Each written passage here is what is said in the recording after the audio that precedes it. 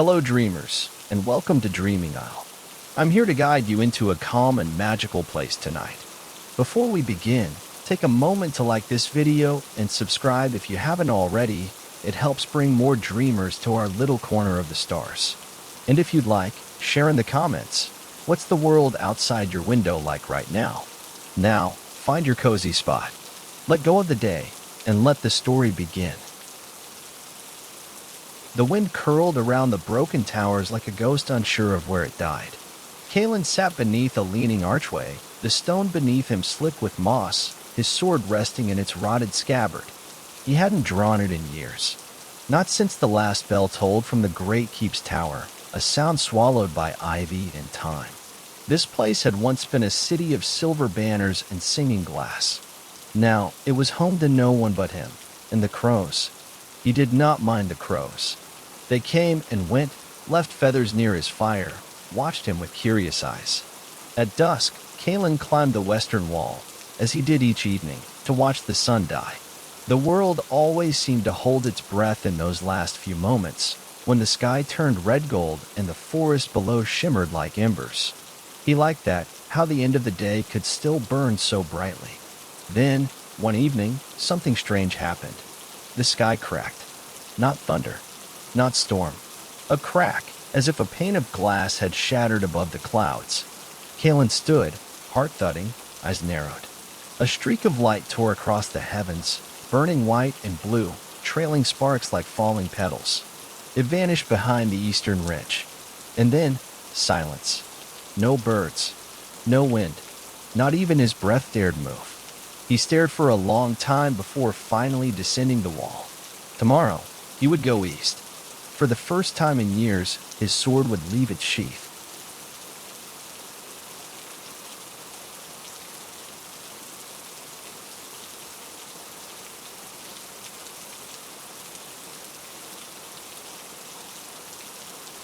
The morning came slow and colorless. Mist clung to the treetops like old lace, and the stone walls of the keep sweated with cold. Kalen moved like a man half remembering how to live. His armor groaned as he strapped it on, stiff from disuse. The sword, once ceremonial and shining, now bore the rust of countless seasons. Still, it fit his hand. That was enough. He took the forest road east. No path truly remained, just the suggestion of one. A dip in the earth where once pilgrims had walked and caravans passed. Now it was overgrown with thorn vine and black ferns, the kind that whispered against your boots and left silver stains on your cloak. Hours passed, perhaps more. Time became a thing of birdsong and breath. But then he smelled it, smoke, sharp and strange. Not wood smoke, something older. Like incense burned too long. He slowed. The trees parted in a natural clearing, a circle of pines so tall they scraped the clouded sky. In the center, a crater, still steaming. Blackened earth spread like a wound. At its heart lay a shape, curled tight, gleaming faintly. A creature. It was no larger than a hound, its scales the color of dying embers, deep crimson veined with gold. Wings tucked in, tail coiled. A horned head lay resting on folded claws. Sleeping, or unconscious. Kalen approached slowly, armor creaking. He did not know why he came closer, only that he could not leave it. Then the creature stirred. A golden eye opened. It looked at him. Not Kalen stood still, every part of him alert. The dragon, if it truly was one, watched him from the center of the crater, smoke curling softly from its nostrils. Its golden eye shimmered with intelligence far too old for something so small. He had heard stories of beasts like this, but none told of one so quiet or so calm. The wind stirred. Ash rose and fell like snow. "You speak," Kalen said, his voice rough from disuse. "How?" The creature stretched, wings unfurling just slightly, then folded them back in with a gentle rustle. "Words are just magic in softer clothes," it replied, its voice thin and melodic, like bells in a dream. "I learned long before the world forgot." Kalen crouched near the crater's edge. He did not approach further. Something deep within him warned that to touch a being fallen from the sky was to tempt the threads of fate. "Are you hurt?" he asked. "I am emptied," said the dragon. "Magic burns like breath. I fell too far, too fast." Its gaze moved to him again. "You are hollow too." He didn't answer. Instead, he looked around the clearing. No footprints, no signs of beasts. Just him and the creature in the scarred earth. The pine trees leaned inward as though listening. "I am called Kalen," he said. The dragon's head tilted. "Kalen," it repeated, savoring the sound. "You carry sorrow like armor, but it does not fit you well." He narrowed his eyes. "And what's your name, star creature?" The dragon blinked. A faint light pulsed in its chest. "Ember, a child's name." The forest changed as the sun bled from the sky. What was once silent became alert, branches shifting with no breeze, shadows stretching longer than they should. Kalen felt it in his bones. Something was watching. The kind of feeling he used to have before a sword was drawn. Not fear, exactly, something colder. A tension, a truth. Ember stirred beside him, breath slow but eyes open. The little dragon's wings twitched. "It's near," it whispered. Kalen rose and stepped to the edge of the crater, hand on the hilt of his sword. "What is it?" he asked. "A hunter," Ember said. "Not of beasts, but of magic. My fall lit the dark. It smelled me." The first sound came like a breath over gravel. Then a low click, wooden, wrong. From the trees stepped a figure. It was tall, draped in robes that looked like they had once been human garments, now stiffened with moss and dirt. Its face was no face, just bark and bone. Hollow eye sockets filled with faint green flame. Fingers too long, hands crooked like roots torn from earth. It moved without walking, gliding over the forest floor. "Knight of dust," it rasped, "leave the flame. It is not yours to hold." Kalen did not speak. He drew his sword, slow and smooth. The blade groaned with age, as if even it remembered war. The creature laughed, a sound like dead leaves crackling. "I guard what I choose," Kalen said. Ember rose, trembling slightly. "Be careful," it whispered. "It is called the Hollowreach, born of the withering. It feeds on magic and forgets its name." The Hollowreach tilted its head. "You will be buried here, night. Your bones will feed the forest." Kalen shifted his stance. "If so," he said, "I will leave scars in the soil." Steel met rot. Kalen's blade struck the Hollowreach's outstretched arm, carving through bark and sinew, but not cleanly. The creature hissed, a green mist spilling from the wound, sizzling as it touched the earth. It struck back with a twist of its clawed hand, and Kalen barely ducked in time. A jagged slash tore across his pauldron, sparks flying. He gritted his teeth. This thing moved like it had once been human, then forgot what it meant.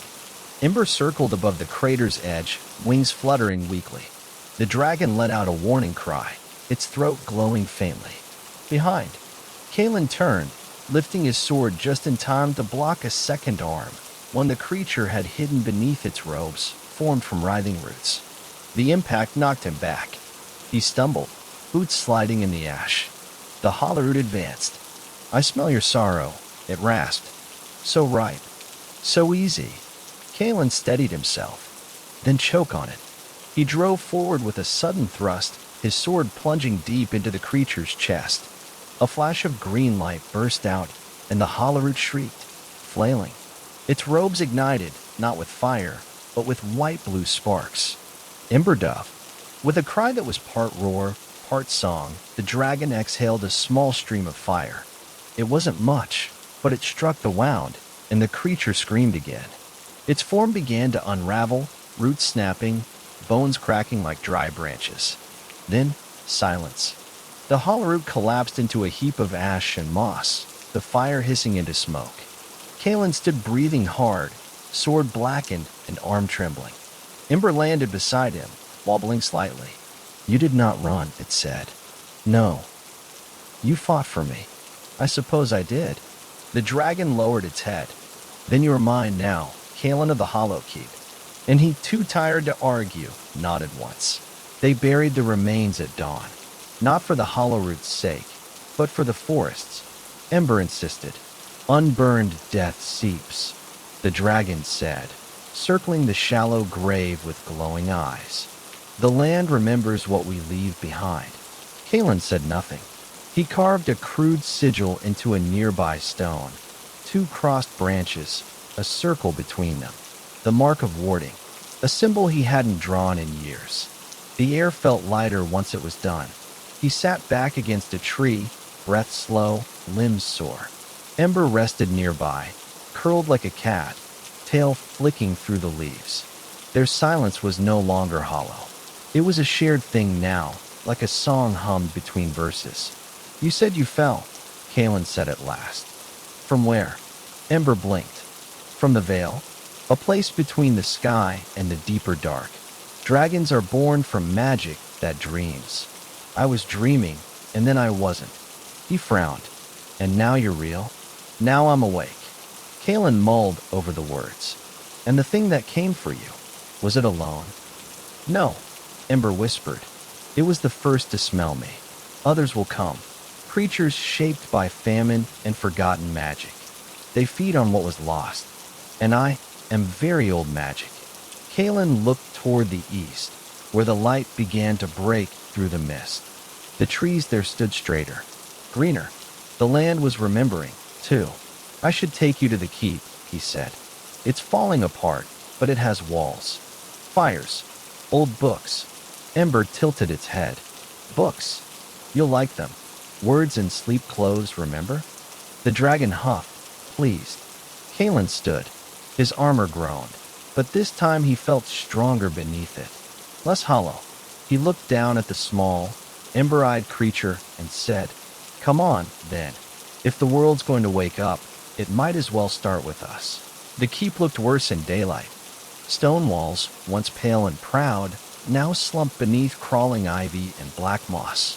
Arch windows had no glass, just gaping mouths that stared out across the overgrown courtyards. A single banner still clung to the southern tower, threadbare and faded, its sigil unrecognizable. Only the bones of memory held the place together. Kalen led Ember through the outer gate, which groaned as it opened.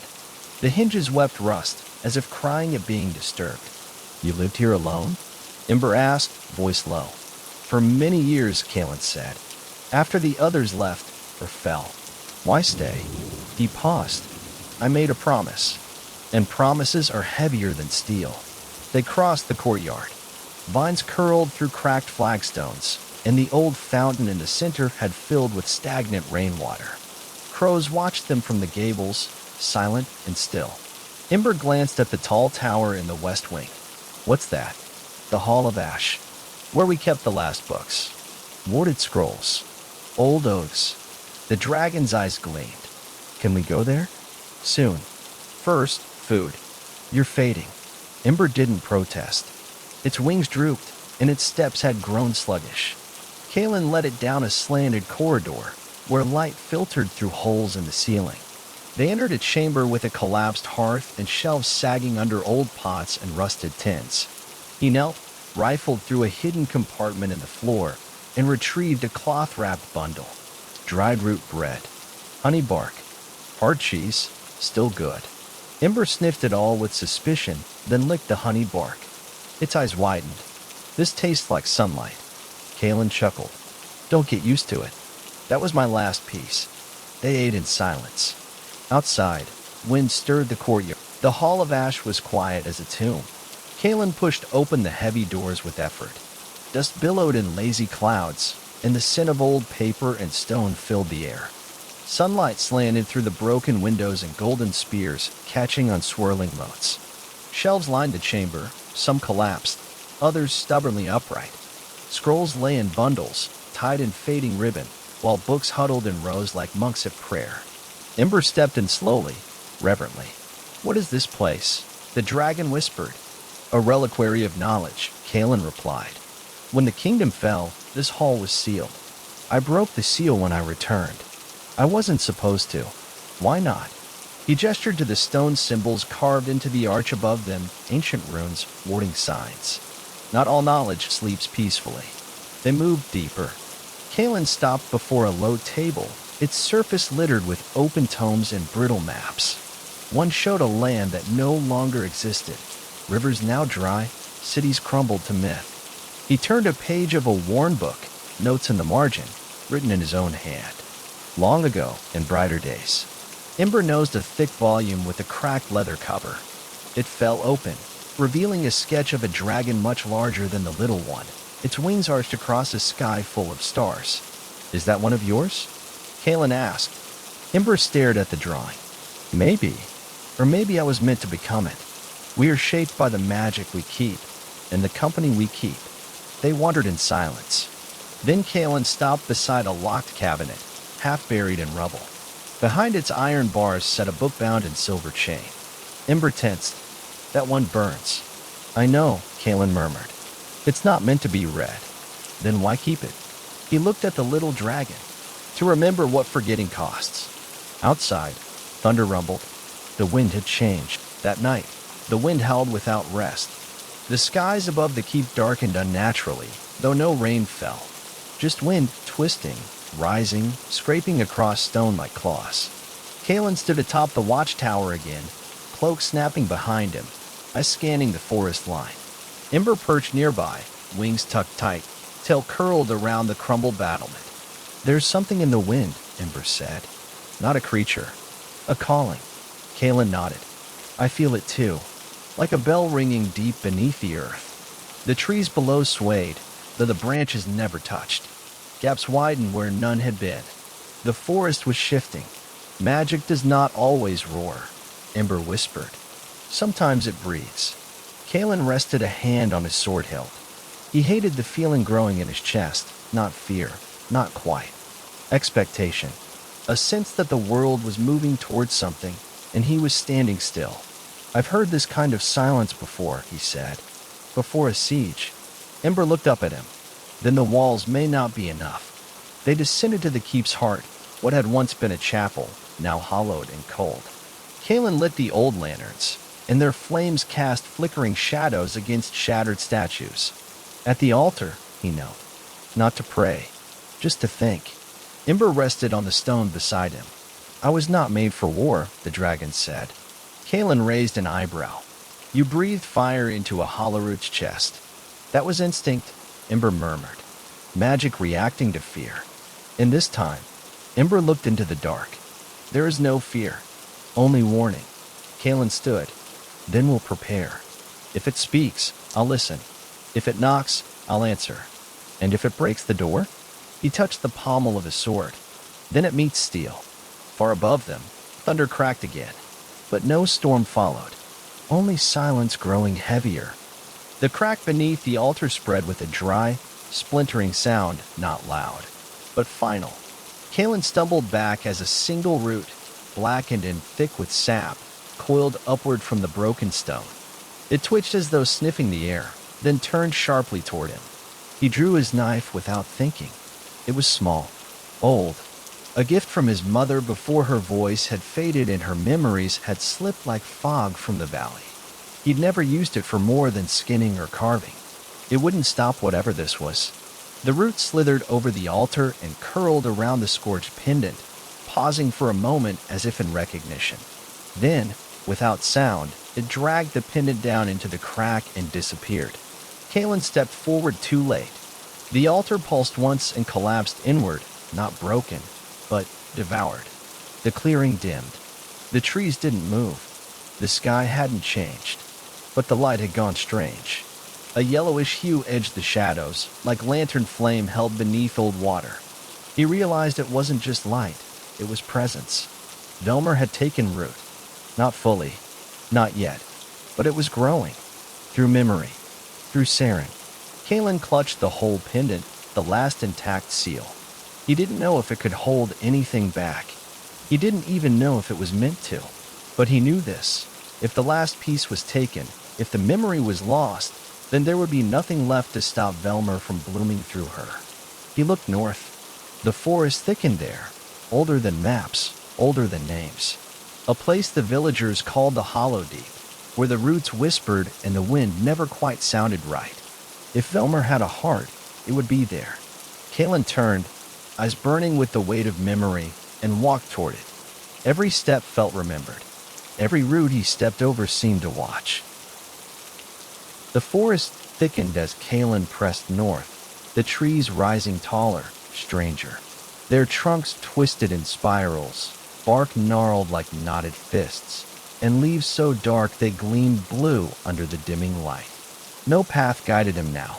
The ground was soft with rot and memory, every step muffled, every breath tasting of moss and forgotten things. The hollow deep. He'd heard the old tales, whispers in taverns, half-warnings muttered by old hunters after too much mead. A place where no fire would catch, where even birds dared not sing. A wound in the forest, too old to heal. He hadn't believed it then. Now, he wasn't sure he ever had a choice. The pendant in his hand pulsed faintly, the only warmth left in a world that had gone cold and breathless. It seemed to pull him forward, the silver etching glowing slightly with each step. At the base of a tree thicker than a house, Kalen paused. Carved into its roots were symbols, many of them matching the runes he'd seen in the circle. Others were older, deeper, etched so far into the wood they glistened black.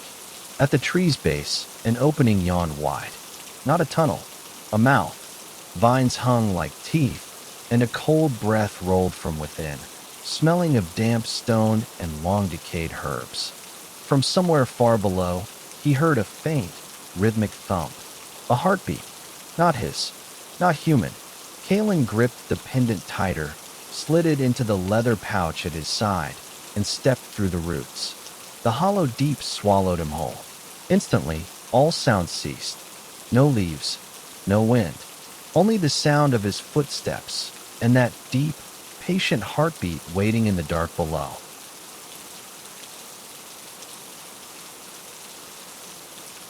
The descent was slow, each step swallowed by earth. Kalen moved through a narrowing tunnel of roots and damp stone, the air pressing close, heavy with the scent of moss and rust. His boots found purchase on half-carved stairs, their edges worn smooth by time, or perhaps by retreat. He lit no torch. Fire didn't belong here.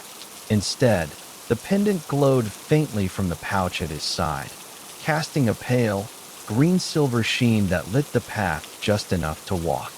Walls of stone, etched with the same looping runes as before, began to appear around him. They pulsed when he passed, once in recognition. The heartbeat grew louder, steadier, and layered now, joined by faint whispers that weren't quite voices. Thoughts, regrets, fragments of vows spoken and broken alike.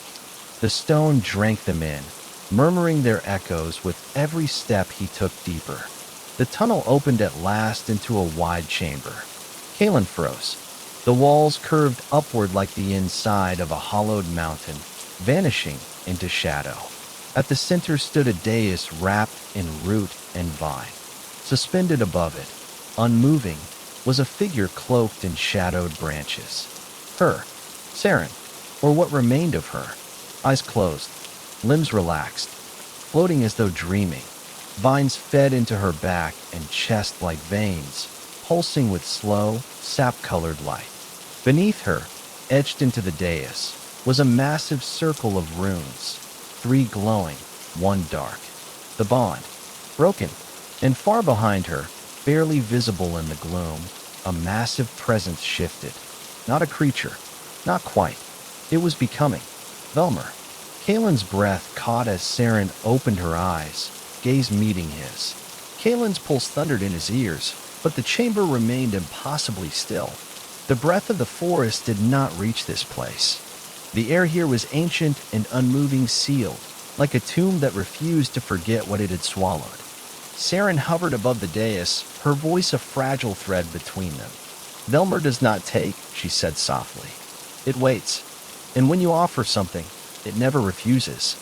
Her eyes, still her own, though dimmed, glowed faintly green, not with magic, but with memory. She had not been possessed. She had offered. Why? Kalen asked, voice raw. Why give yourself to this thing? Saren's gaze flicked to the dark rune beneath her. To stop it, she said. We broke the vow. It started waking. I thought. If I offered my name, my will, it would sleep again. A pause. I was wrong. Behind her, the shadow pulsed. No form, no limbs, just a presence. Watching, waiting. A great pressure that filled the chamber like a held breath, curled deep in the roots of the world. And now, Kalen asked, now it's learning to be patient. It won't take me. Not yet. It's waiting for you. His fingers brushed the pouch. The last pendant warmed against his touch. The final seal. You can leave, she said. Seal the bond. Run far. Let it stay forgotten. Or, she looked at him, truly looked, and he saw the pain beneath her calm. Or take what I offered. Pull me free. Find it again. But it'll cost you. What? Your name. A beat. You'll be forgotten, Kalen. To the world. To yourself. You'll live. But no one will know who you are, not even you. Silence bloomed like a bruise between them. Behind her, Velmer stirred. Waiting. Kalen's grip tightened around the pendant in his pouch. It pulsed like a second heartbeat, fragile and insistent. The weight of Saren's offer pressed down on him like the roots above, ancient, heavy, final. To save her, he would have to give up everything that made him him. Not die, something stranger, to be erased gently. His footsteps echoed as he stepped closer to the dais. The chamber didn't stop him. Velmer didn't reach out. It simply waited. The sort of waiting that didn't fear time, because it had already devoured so much of it. I remember our promise, Kalen said. Saren's eyes softened, just barely. I was the first to falter, she replied. I thought I could hold the weight alone. You shouldn't have had to. He removed the pendant from his pouch and held it out. The green-silver light flared brighter, washing the walls in swirling runes that pulsed with recognition. The rune circle below, Saren responded. 1, then 2, then all but the broken mark began to glow in rhythm. Then you choose? Saren whispered. I don't know if it's right, Kalen said, but I know it's ours. And with that, he stepped into the circle. The vines reared back like startled snakes, but they did not strike. The dais vibrated. The chamber trembled. Velmer moved again, not forward, not attacking. Anticipating. The pendant in Kalen's hand turned hot, the light now unbearable, until it melted away into his skin, leaving behind nothing but warmth. The runes flared. Saren fell, and Kalen caught her. For an instant, just one breath, he thought they had done it, that she was safe, that it was over. Then the pain struck, deep, silent, not of body, but of self. His name burned in his chest like paper and fire. Every memory, every connection. He woke beneath the roots, not from sleep, but from unbeing. The stone dais was cracked beside him. The air was still, damp with old breath. Moss curled along the walls like fingers drawing patterns across forgotten pages. The figure on the floor nearby stirred. Saren, whole again, unbound by vines. Her breath slow but steady. He sat up slowly. Everything felt familiar, and yet hollow. His name, gone. Not just lost. Unwritten. He searched his mind for it, as one might search for a missing key, convinced it must be where he left it. But the space where it belonged was smooth, clean, untouched. He remembered how to move, how to speak, even how to grieve, but not who he was. Saren opened her eyes. Do you know me? She asked, her voice fragile. He hesitated. I think so. I remember everything, she whispered. Your name, it burned like a star when it left you. She touched her chest, where the vines had once fed. You gave it up for me. I think I did. You were always the one who carried things too far, she said, smiling sadly. Even yourself. He stood unsteadily, his body familiar, his soul untethered. What happens now? He asked. Saren rose beside him, her eyes brighter than they had been in ages. Now, Velmer sleeps again, bound in the hollow by your forgetting, but not forever. He looked toward the tunnel where roots parted gently to let in light.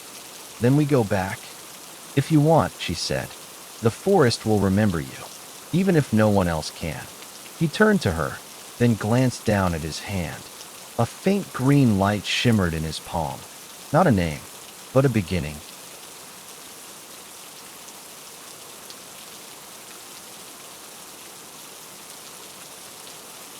They walked side by side through the winding roots, leaving the chamber behind. No bells rang now, no whispers tugged at the man's ears. And yet, the hollow deep didn't feel empty.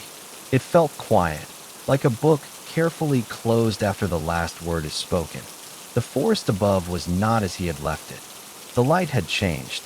Not brighter, not darker, clearer.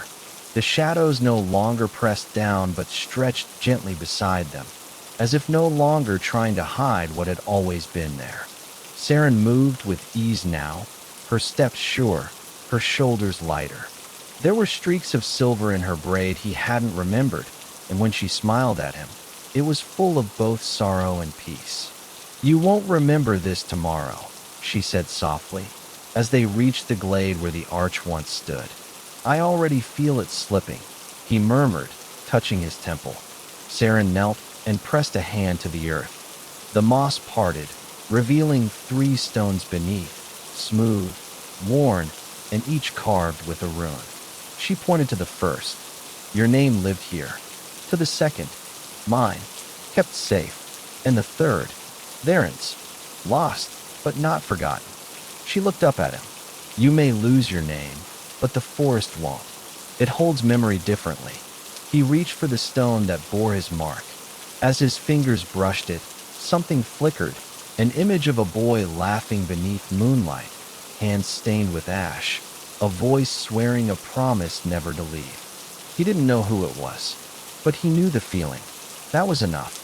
Saren took his hand. They passed beneath the arch, its runes now dull and silent. The forest let them go without resistance. No shifting paths, no unseen hands steering their steps, only the sound of leaves brushing against one another, like whispers exchanging secrets they no longer needed to keep. The man glanced back once. The glade lay quiet behind him. No shadow stirred, no vine reached. Yet something in the air hummed, like the last ring of a bell after it's been struck. An echo, not of sound, of presence. Saren led the way. Her feet knew the forest, even as the man's memory thinned like fog at midday. He tried to recall why they had entered the woods, what weight had pressed against his chest just days ago. Nothing came, but oddly, he didn't panic. He still knew the smell of pine, the shift in light before dusk, the feel of bark beneath his fingers. He still remembered how to walk, to think, to feel. What he'd lost was only a shape in the mirror, the label, the word, the anchor. And yet, he was not adrift. They crossed a stream, and he knelt instinctively, cupping the cold water in his hands. His reflection rippled there, eyes dark and wide, a small scar at his brow, a face familiar but unclaimed. "I don't recognize myself," he said. Saren crouched beside him. "You're still you," she whispered, "but no longer only you. You're part of something older now. The forest remembers you, not by name, but by deed." He watched the water for a moment longer, then let it slip through his fingers. No fear, no regret, only the faintest ache, like the last note of a song he could no longer hum, but still felt in his chest. The echo of who he had been, and the beginning of who he would become.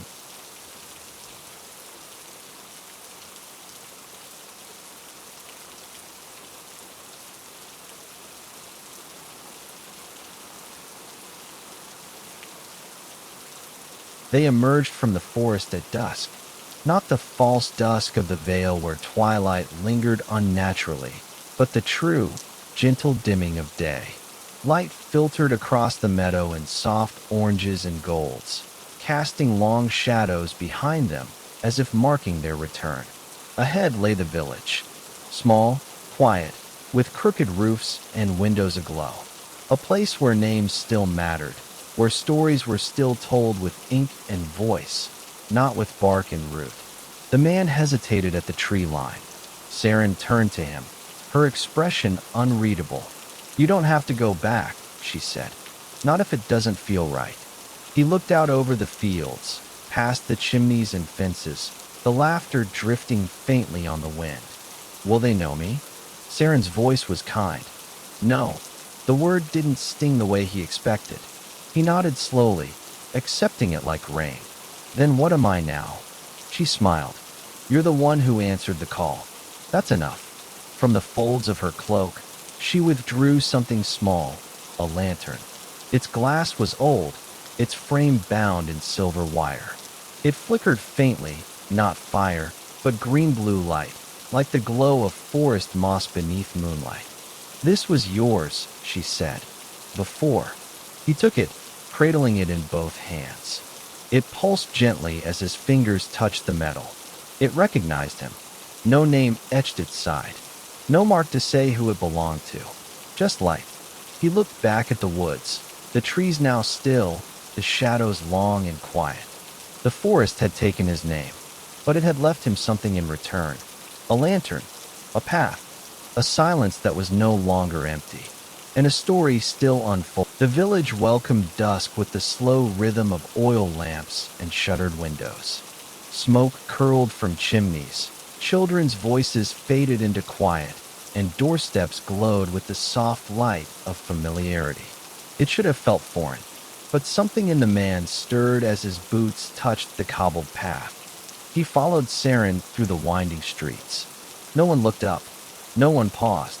Yet a few faces twitched with the confusion of half-remembered dreams, their gazes lingering a moment too long, as if seeing someone who should be known, but wasn't. She stopped before a small cottage. Weathered stone, ivy-covered roof, and a crooked windshield that clinked softly in the breeze. The lantern in his hand pulsed once. He didn't remember this place, but the door remembered him. Saren stepped aside, offering the threshold with a nod. Inside, the cottage was tidy, lived in, and warm. A fire crackled in the hearth. On the mantel sat carved figures, wooden animals, a trio of birds, a deer with antlers made from twisted wire. His hand hovered over them, not touching, just listening. He turned to her. Was this yours? She said. Once. Before the vow. Before Velmer. There was no grief in her voice. No weight. Just truth, gently spoken. He sat in the worn armchair by the fire. It fit him perfectly, like a coat long lost and newly found. The lantern on the table beside it pulsed in harmony with the one he carried. You don't need a name here, Saren said. You just need time. Will it return? She shook her head. Not like before, but it will become. That night, the man slept. Not deeply, not peacefully, but truly, the kind of sleep that folds into itself, where time loosens and memory becomes fluid. The kind of sleep where doors open that daylight keeps shut. In the dream, he stood once more in the forest. But it wasn't the hollow deep, nor the path he'd walked beside Saren. It was something older, quieter. Trees rose like cathedral columns. Light shimmered from no visible source, as if the leaves themselves glowed from within. He walked without direction, without fear. Something rustled ahead, and he followed. There, beneath an ancient tree split by lightning and healed by time, sat a boy. Dark hair, bare feet, a wooden pendant hanging from his neck, smooth, unmarked, but familiar. The boy looked up. You forgot, he said simply. The man nodded. I had to. The boy smiled, not sad, not joyful, just knowing. It's okay. I'm still here. The man knelt. Who were you? You, said the boy. The part you gave up. He held out the pendant. But not all things stay lost. The man hesitated, then took it. The moment he did, the forest breathed in. And the fire, not flame, but the memory of fire, of warmth, of purpose, bloomed behind his ribs. Not a name, a knowing. He would never recall what the world once called him, but he would remember how he made others feel. The weight of choices, the shape of promises. And when he woke, the pendant lay on the table beside him. Real, wooden, and blank, waiting not for a name, but a new story, his own. Morning brought pale gold light through the cottage windows, dappling the floor in soft warmth. The man stirred slowly, the dream still fresh in his mind, not faded like most dreams, but clear, as if he had walked those woods only moments ago. He sat up, the wooden pendant resting on the table beside him. Still blank, still warm. He didn't remember where it had come from, but he felt no need to question it. The house creaked gently around him, floorboards shifting. The windshield tinkled lazily. In the kitchen, a small kettle hissed, though he didn't remember starting it. Everything moved as if the house itself remembered how he lived, even if he did not. On the wall near the hearth, a piece of parchment caught his eye. A map, faded at the edges, curled from age, but detailed. It showed the village, the bordering forest, and beyond that, the deeper paths, the hollow deep marked only with a soft, inked spiral. But something was new. Thin green lines pulsed faintly across the parchment, glowing like veins of moss beneath moonlight. They branched from the spiral outward, weaving paths that hadn't been there the day before. They were growing, alive, as if his journey had carved them into the world itself. Each step, each choice, now written into the earth. He stepped closer. One branch glowed brighter than the rest, curving eastward, toward a place labeled only with a single root. He couldn't read it, but his hand reached for it without hesitation. Something called, not as before, not a summoning, but an invitation. Outside, the wind shifted. The forest had fallen silent again, not warning, waiting. And in his chest, the ember of himself flickered once more. The path led him beyond the village's edge, past wildflower fields and old stone markers forgotten by most. No one stopped him. No one asked where he was going. To them, he was a passerby, a quiet man with no past and gentle eyes. But the forest knew better. He followed the pulse of the map, its memory still imprinted behind his eyes. Eastward, toward that single glowing root. As he walked, the wooden pendant around his neck warmed against his chest, not burning, not guiding, but acknowledging. The trees here were younger than the hollow deep, their trunks straight and pale, their leaves trembling at the edge of every breeze. Yet even here, something watched. Not Velmer. Something older, gentler, a presence in the soil rather than above it. Near midday, he found a stone circle. 6 monoliths, each carved with faded runes, stood like fingers reaching from the ground. Moss curled along their bases. In the center lay a stone basin filled with still water that reflected nothing, not the sky, not the trees, not even his face. He stepped closer. The water stirred. A single image rose, a child's hand placing the blank pendant on the very same basin. Then another hand, older, worn, placing a stone beside it. The image flickered. A voice, faint and low, echoed from beneath the stone. Names are weight, it said, but stories are roots. He touched the water. It accepted his fingers like memory, cool and knowing. Another image bloomed. Himself, walking the woods, nameless and whole, the pendant glowing brighter with each step. Not with who he was, but with who he was becoming. The wind shifted again. The forest to the east grew darker. A new story waited. And this time, he would not. He left the stone circle with the image still flickering in his mind. Not sharp like memory, but warm like a dream that lingers on the skin. The voice in the basin had spoken truth. Names could be lost, but stories rooted themselves in the world, in others, in action. And now, he walked as one remembered not by title, but by deed. The trees changed as he moved eastward. Their bark gleamed faintly, like polished bone. Flowers with silver centers bloomed along the trail, petals turning to follow him. The air was thick with the scent of elder leaves and something fainter, like parchment and ink left near a fire. The trail narrowed, and then he saw it. A gate, wrought of twisted roots and golden thread, stood in the middle of the forest with no wall to flank it. Floating just above the ground, the gate pulsed softly, as if breathing. Along its edge, words shimmered, not in any language he recognized, but he understood their meaning. Enter, bearer of forgotten truths. Your story is ready to meet you." He stepped closer, fingers brushing the air where the gate shimmered. The wooden pendant at his chest pulsed once, bright, bold, and then stilled. The gate opened without sound. Beyond it lay a forest alive in a way he hadn't felt since before the vow. Trees shaped like spirals, ferns that curled toward his steps. In the distance, faint laughter, not cruel, not mocking, welcoming. A village? A memory? No, a place where stories gathered. The place where his new name would not be given, but grown. He stepped through, and behind him, the gate dissolved behind him like mist and morning light, and the forest ahead bloomed wider, warmer. This was no ordinary woodland, no wild thing bristling with ancient magic or slumbering danger. This forest was listening, and every step the man took was answered, not with sound, but sensation. The press of wind against his shoulder, the slow curl of vines clearing his path, the low hum of moss beneath his boots, resonating like distant music felt in the chest. He didn't speak. He didn't need to.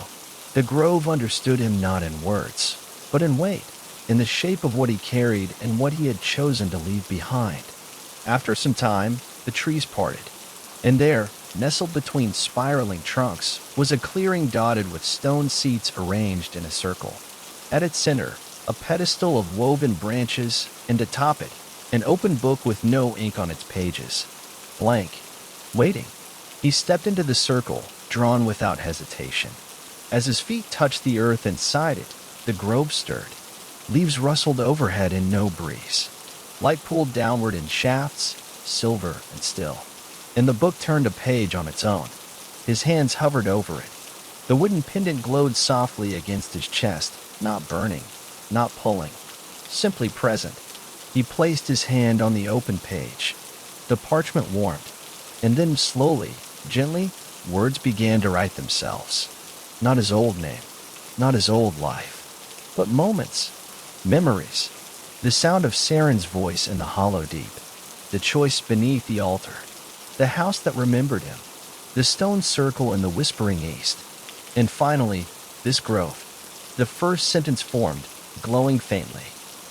He was not named, but the forest knew him. And then another.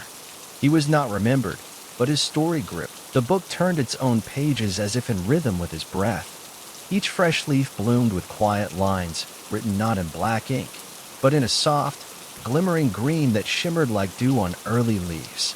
The words weren't forced from him. They rose through him, not recollections, but recognitions. Moments that had meaning, shaped not by titles or legacy, but by the weight of choices.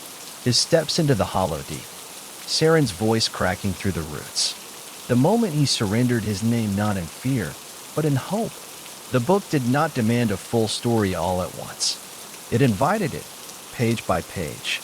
Behind him, the grove had grown still again, not empty, but satisfied, like a room where someone had finally spoken aloud what was always meant to be heard. Then, from the edge of the circle, a figure stepped forward. Old, wrapped in bark-colored robes, with skin like polished root and eyes like dark sap. The figure said nothing, only bowed gently. In his hands, he held a staff, not carved, not crafted, grown. At its top, a hollow ring cradled a single crystal, green and silver, matching the glow in the pendant on the man's chest. The elder offered it without question. The man took it, not as a gift, but as recognition. Another page turned. When he spoke, it was not with voice, but with the way he stood, with the silence that followed. And as he stepped from the circle, staff in hand, the grove shifted again. Trees bowed ever so slightly. The wind curled inward. The book closed itself slowly behind him.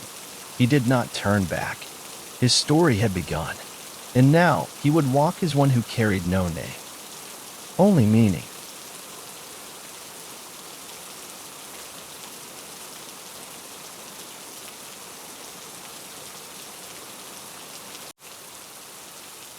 The forest opened for him, its pathways unwinding like old yarn released from tension.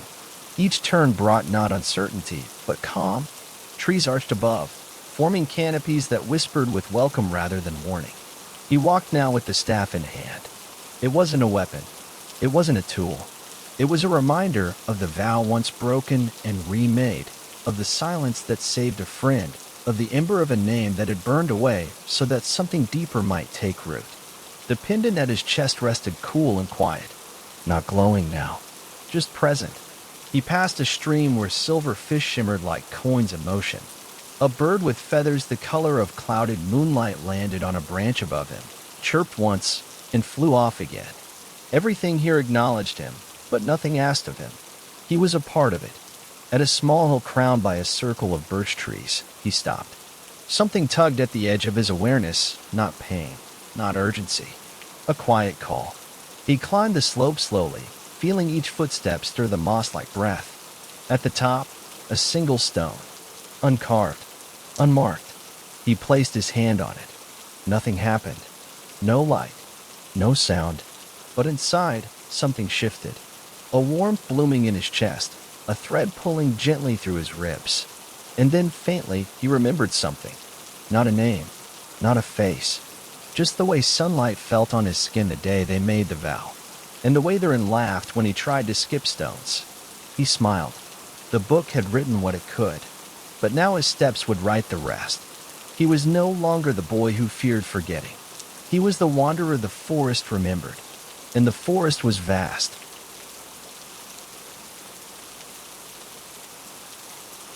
He descended the hill slowly, the wind brushing against his shoulders like a cloak drawn close. The world no longer felt like something to recall or understand. It felt like something to meet, moment by moment. There were no markers, no road signs, only the feeling of the path beneath his boots and the quiet awareness that every step made the trail real.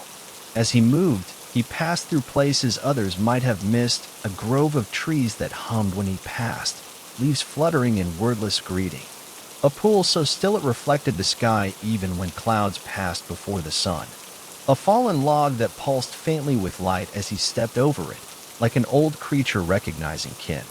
He came to a fork in the trail. One path dipped downward, into shadowed marsh where dragonflies danced like sparks above the water. The other curved upward, toward dry ridges scattered with wind-worn stones and thorny bramble. He didn't hesitate. He walked between them, where no clear trail lay. Not out of defiance, not out of pride, but because his path wasn't one to follow, it was one that unfolded. Behind him, faint impressions marked the ground, not footprints, but echoes. Moments, choices, tiny pulses of presence. The staff hummed faintly as he walked, and he realized that the runes now etched along its shaft were not ones he had read, but ones the staff had grown in response to him. His story wasn't being written by hand or word. It was being etched by being, not to be remembered, but to remain, in wind, in moss, in stone. The forest did not keep names. It kept those who meant something, and he did.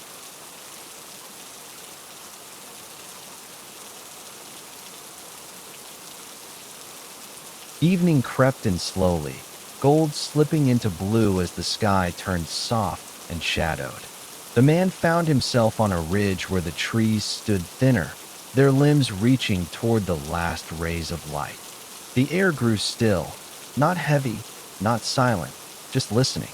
He paused beside a tree older than any he'd yet seen. Its bark was silvered with age, wide and ridged like the spine of some slumbering beast. The staff in his hand vibrated gently as he neared. There were marks on the tree. Not carved, not natural, grown, spiraling lines like a language not meant to be read but felt.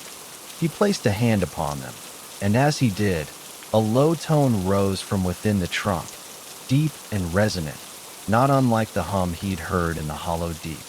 But this was different. Not a warning, a song, soft, slow, rooted in memory. It wasn't words, but it told a story all the same. Of footsteps on wet leaves, of laughter shared between children beneath the harvest moon, of a promise whispered too quietly to last, but remembered nonetheless. His fingers curled against the bark. He remembered no face, no voice, no name. But he knew this feeling. Love, not romantic, not distant, The kind of love that binds stories to trees and songs to bark and feet to the earth long after the body has moved on. When the song faded, the tree left behind a mark where his hand had touched, not a scar, but a shimmer, a reflection, his presence, acknowledged. He stepped back, not alone. The forest did not speak in voices. It spoke in echoes. And tonight, night fell gently, like a blanket laid over the world. The stars peeked through a patchwork sky, dim and soft, as if even they were watching in reverence. The man walked with the staff tapping lightly against the ground, a quiet rhythm to match his steady breath. Ahead, the trail curved toward a chasm, deep, silent, filled with mist that shimmered silver in the starlight. There was no railing, no carved edge, only a stretch of worn stone where the land had cracked open like a long-forgotten secret. And over it floated a bridge, not of rope or wood or stone, but of lanterns. They hung in the air in perfect stillness, hundreds of them, suspended without visible thread, each glowing a different hue: pale green, amber, blue, soft violet. The colors pulsed slowly, in rhythm, like heartbeats spread across the air. He stepped to the edge. The pendant on his chest warmed once more. The first lantern brightened. A soft note chimed, delicate and warm. He placed one foot forward. The lantern beneath it held him, solid, trusting. Another step, another chime, and slowly, step by step, he crossed. Each lantern pulsed as he passed, their light joining briefly with the glow of his pendant, then dimming back to their soft rhythm. He realized, halfway across, that each light responded not to weight, but to memory, not his own. The forest's, each lantern a moment remembered, a kindness, a vow, a sacrifice. He was walking not on a bridge of fireflies or stars, but across the collective memory of a world that had not forgotten him, even when he had forgotten himself. At the final lantern, he paused, looked back. The bridge remained whole, a path behind him, glowing proof that presence was enough. Then he stepped down onto solid earth once more, and the bridge of lanterns began to fade behind him, not vanishing, only resting, waiting for the next soul. Beyond the bridge, the forest grew quiet in a new way. Not the hush of fear, but the hush of arrival. The trees here were spread wide, tall and pale like the ribs of some vast, slumbering creature. Between their trunks, the ground was soft with moss that glowed faintly underfoot. No path marked the way, but his steps knew where to go. The pendant around his neck no longer glowed. It simply pulsed with a steady warmth, like a stone warmed by the sun. Soon, the trees opened into a perfect ring, a circle etched into the earth itself. Not man-made, not planted, something older, a memory grown into shape.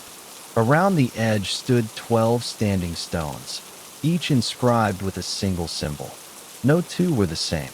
At the center, a pool of still water mirrored the night sky perfectly, yet the stars it reflected didn't match those overhead. They were his stars, the ones that watched over the story he had lived. As he stepped into the circle, the 12 stones pulsed one by one, in turn, like voices acknowledging his presence.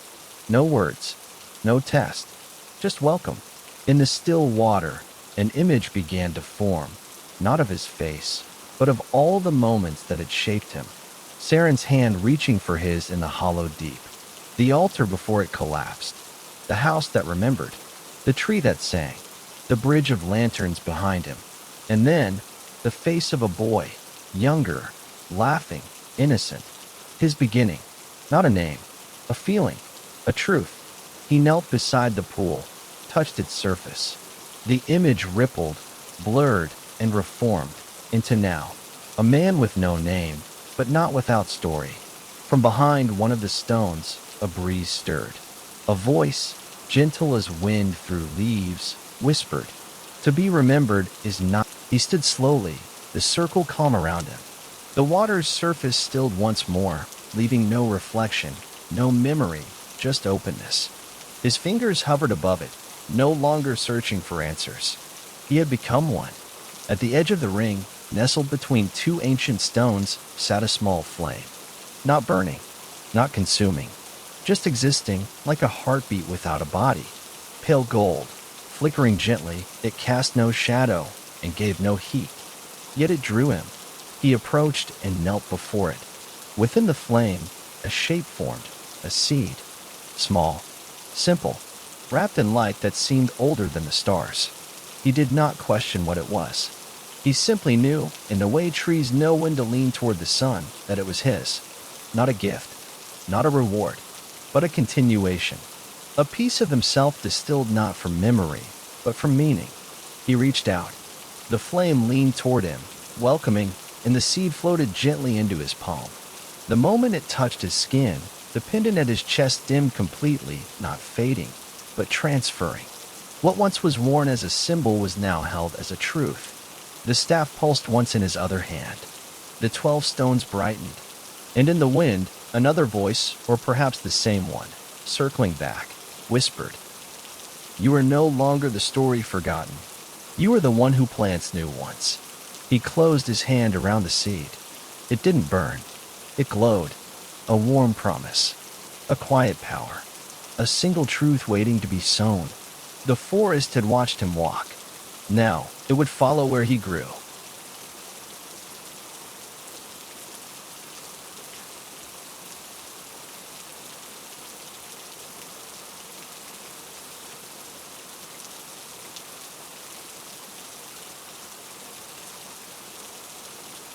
He left the circle in silence, the seed held gently in his palm.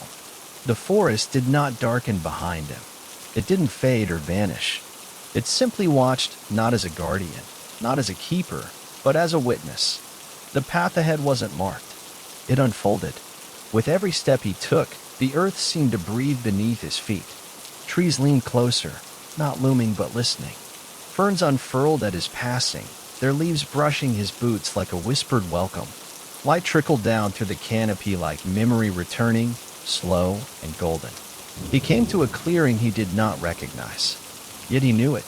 A patch of earth bare of trees, rich with moss and soft soil. At its center stood a single stone bench, smoothed by time, facing a patch of earth that looked, waiting. A cradle in the wild. He sat, and for the first time, he felt still. Not restless, not uncertain. Simply present. He opened his hand. The seed glowed faintly, not bright, not proud, just steady. It pulsed once, and for a moment, he thought he heard a voice. Not in words, but in feeling. A beginning. He knelt and pressed the seed into the soil. The earth accepted it without resistance. No shimmer, no flash, only warmth spreading through his fingers and up his arms like sunlight through roots. And then silence. But not the silence of absence. The silence of growth. He stood again, watching the soil, knowing whatever would come next would not bloom in haste. It would take time, like all true things, like stories. No plaque would mark this place. No name would be spoken. But one day, a traveler might find this garden. They might feel the earth shift. They might sit on the old stone bench and listen. And they might wonder who had planted the seed that made the wind. The forest let him pass like a breeze through tall grass, untouched, unchallenged, welcome. Behind him, the seed slept gently beneath the earth. Ahead, the trees stretched tall and quiet, their branches curved like arches in a great cathedral of green. He walked not as one searching, nor as one fleeing. He walked like one who belonged. Birds called softly overhead. Somewhere, a stream murmured through stone.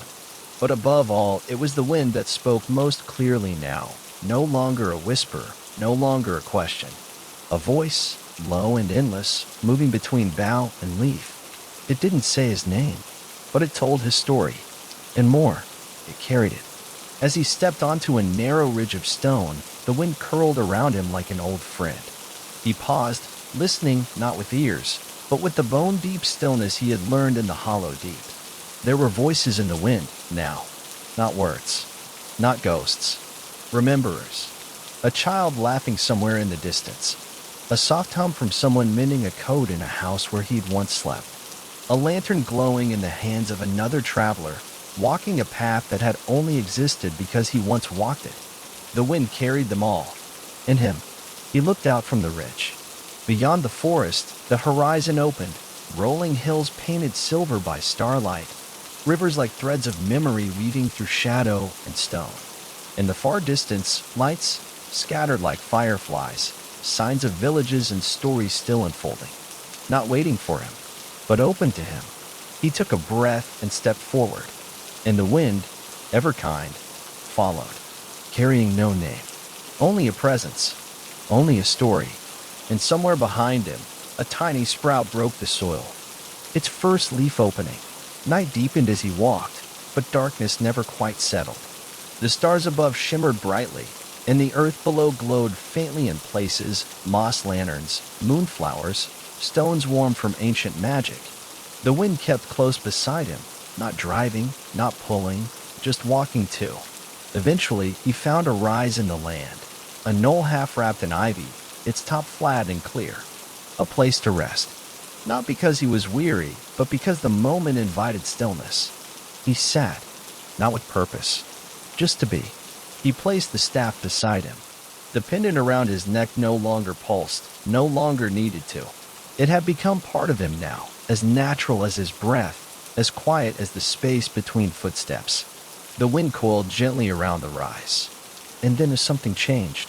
A flicker of warmth in the air. The smell of smoke, not sharp or heavy, but soft, like pine wood caught in memory. A glow bloomed before him. A fire, rising from nothing, its flames low and golden, casting no harsh shadows. A hearth, not lit by flint, but by welcome. The kind of fire that burns not to cook, not to drive off beasts, but to gather near. A center for stories, a quiet anchor for wandering souls. And through the firelight, faint shapes appeared. Not ghosts, impressions. A woman with silver hair, her face serene. A boy skipping stones across starlit water. A friend whose eyes had once held sorrow, now at peace. None of them spoke. They didn't need to. They had been part of his story, and now they sat beside it, present in the glow. He placed his hands near the flame. The warmth wasn't heat. It was remembrance. Of choices made without knowing the end. Of steps taken because they mattered. Morning did not come in a blaze of light, but in the gentler hush before birdsong. The forest holding its breath in silver stillness. The fire before him had gone out sometime in the night, but its warmth lingered, not in ash, but in air. He stirred slowly, rising from where he'd sat, bones loose and thoughts steady. The impressions from the night before were gone. No shapes in the smoke, no whispers in the wind. Only memory remained. And then, a presence. He felt it before he heard it. A subtle pressure behind him, like a shadow remembering how to move. He turned. A figure stood at the edge of the rise, dressed in dark moss and pale bark. Their face was hooded, their hands folded before them.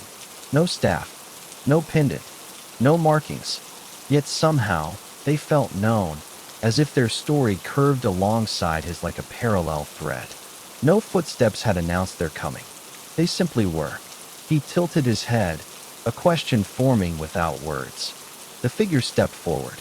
"You've walked long," they said, a voice neither male nor female, not old nor young, just steady. And now the forest listens. The man said nothing. There was no need to interrupt listening. The figure reached into their robe and withdrew a bundle wrapped in green silk. "This is not a gift," they said, placing it beside the cold hearth. "It is a mirror."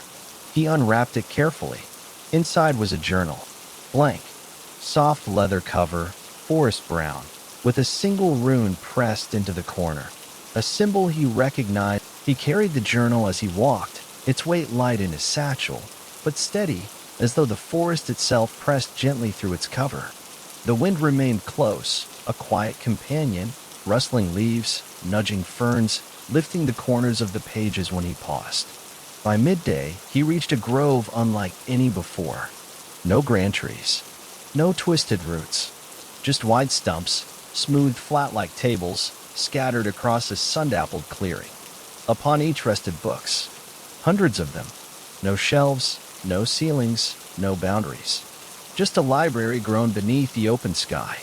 He stepped between them, each stump glowing faintly beneath its load, some bound in bark, others wrapped in silk or vines, a few no more than sheaves of pressed leaves tied with moss. Every book was different. Every book was alive, not in the way of breathing, but in the way of remembering. He opened one, drawn without question. Inside, stories written in looping script, unfamiliar but readable. A tale of a woman who could speak to moonlight, of a boy who asked a mountain for its name and waited 10 years for an answer, of a beast who shed its teeth to grow trees. He closed it gently and moved to another. This one bore only single lines, scattered like footprints on a quiet path. She wept once and fed the river. He stayed even when the storm didn't. No one remembers the gatekeeper, but every story passed through him. He smiled, not because he knew these people, but because he understood them. He reached into his satchel and withdrew his own journal, still blank but for one line. He sat at an empty stump, the wind curling around him, and he began to write. Not the past, not memory, but the feeling of moss beneath his palms, the taste of silence between choices, the weight of a name surrendered, and the space it left behind, now filled with roots. He wrote until the sky began to dim, not from sunset, but from the soft drawing in of twilight, that quiet moment where everything seems to pause between one breath and the next. The wind held still as he lifted his pen, reading over the last line he had written. He did not remember the name he gave up, but he remembered why it was worth giving. The page glowed faintly for a moment, as though the ink had sunk deeper than paper, as though the words had rooted themselves. He closed the journal gently and placed it on the stump before him. There was no ceremony, no whispering crowd of leaves, just stillness. And then, one of the library's stumps shifted. Slowly, reverently, its bark twisted upward and out like petals unfolding.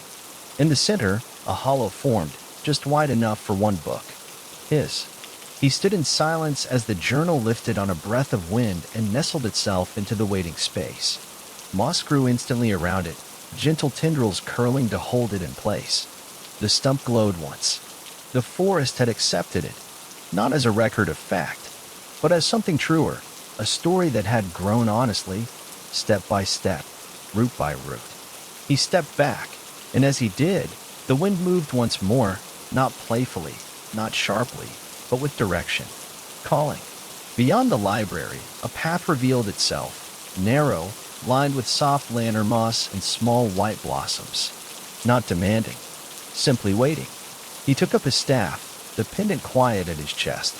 He no longer wondered what lay ahead. He no longer needed a destination. The story was not about where he was going. It was about how he would walk. So he bowed once to the grove, not as farewell. The path ahead wound gently between low hills, where the trees stood farther apart and the sky stretched wide, painted in shades of soft indigo and rose. Stars blinked lazily overhead, early risers in the deepening dusk. As he walked, the wind returned, no longer a whisper or echo, but a melody. Low, slow, and familiar. Like a tune hummed in childhood and remembered by the bones before the mind. It wasn't a song of words. It was the song of being. And something curious began to happen. As he walked, the path began to respond. Where his boots touched moss, it grew richer, lusher. Stones tilted to meet his steps, forming a rhythm beneath him. Blossoms turned their heads as he passed, petals humming softly in harmony with the wind's tune. He realized, with a quiet warmth, that the song was no longer just the forest's. It was his, too. Not composed, not recited, but felt, shaped by every choice, every silence, every rooted truth he had carried without a name. He paused beside a narrow brook that bubbled with laughter, its waters weaving through wildflowers. Kneeling, he touched the surface. His reflection shimmered there, no longer blank or distant, but whole. He saw the curve of a smile earned through stillness, the steadiness of eyes that had once been lost. He saw not who he had been, but who he had become, a man without a name, but with a voice. And now, the forest was listening to him, not as a stranger, not as a visitor, but as a thread in its own song. The wind circled him once, lifting leaves and petals into the air like quiet applause, and then swept forward, inviting. He stood again, and followed. With each step, as night settled fully over the land, the forest canopy above became a tapestry of stars and shifting shadows. But here, on the winding path that knew his steps, there was no darkness. The ground itself glowed faintly beneath his feet, not in harsh brightness, but in soft pulses, a rhythm of light that beat like a second heart. Gold, green, blue, and silver flickered under roots and stones, woven into the very soil. Not magic exactly. Memory. Moments. Each step recalled something he had done, not by image or sound, but by light. Here, a green pulse, steady and slow, when he'd sat in silence beside the hearth and chosen not to speak, only to listen. There, a blue flicker, the moment he touched the ancient tree that sang in silence and knew it remembered him. And farther still, a rich golden shimmer, when he had placed his journal into the grove, giving the forest a part of himself. The light was not showing him what he had done. It was echoing it, carrying it forward. He came to a place where the roots of an enormous tree arched into a wide cradle of earth. Lantern moss grew in perfect rings. In the center, a pool of still water reflected not the sky, but the path behind him. He stepped to its edge. In the water, he saw flickers of himself, not just as he was now, but as he had been through the journey.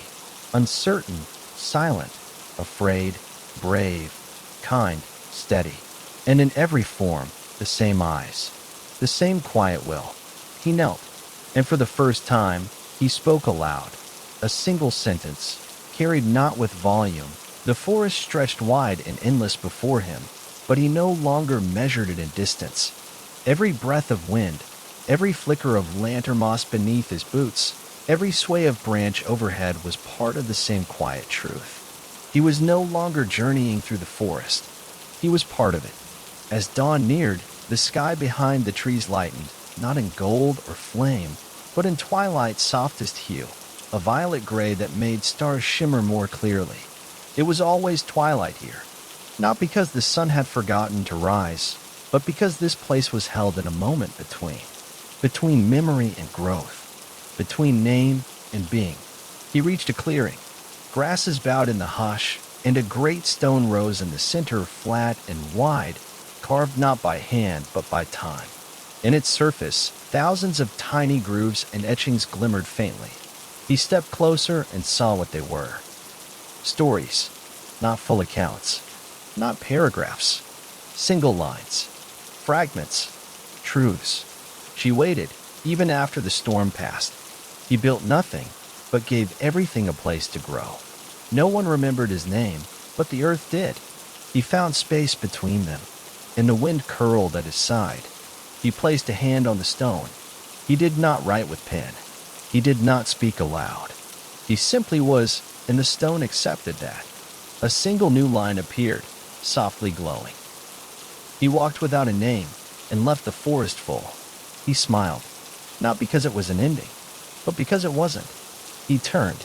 The wind rose gently around him, playful now. There was another hill ahead, another grove, another voice waiting to be